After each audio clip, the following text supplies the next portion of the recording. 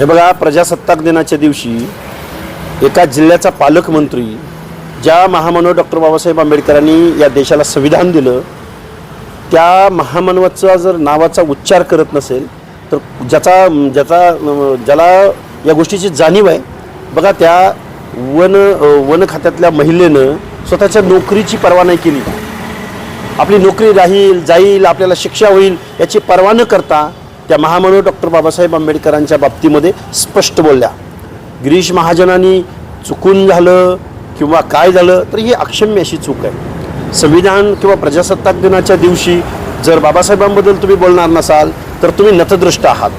कारण तुम्ही पालकमंत्री म्हणून घ्यायच्या किंवा या महाराष्ट्राच्या मिनिस्ट्रीमध्ये काम करण्याच्या लायकीचे नाही आहेत. एवढं बेसिक जर ज्ञान तुम्हाला नसेल, आता तुम्ही म्हणाल चुकून झालं, अनावधानानं झालं, अरे 26 जानेवारीचा कार्यक्रम आहे.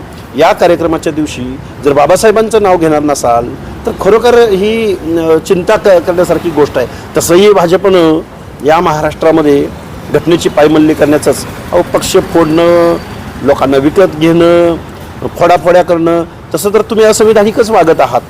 जे पोटामध्ये आहे ते तुमच्या वोटामध्ये काल प्रजासत्ताक दिनाच्या दिवशी तुम्ही ते दाखवून दिलेलं आहे. त्यामुळे गिरीशजी महाजन, तुम्ही चुकीचं केलं, चुकून झालं, अनावधानानं झालं, यापेक्षा तुम्ही चूक झाली, तुम्ही चूक कबूल करा, चूक मान्य करा आणि मोठ्या मनानं या देशभरातल्या या सगळ्या लोकांसमोर येऊन तुम्ही माफी मागितली पाहिजे.